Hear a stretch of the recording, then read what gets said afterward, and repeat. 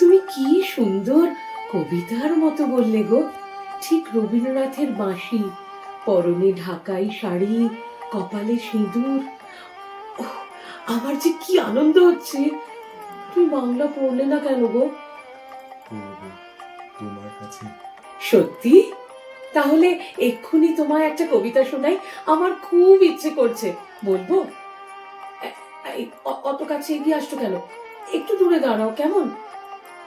দূরে দাঁড়িয়ে কি কবিতা শোনা যায়?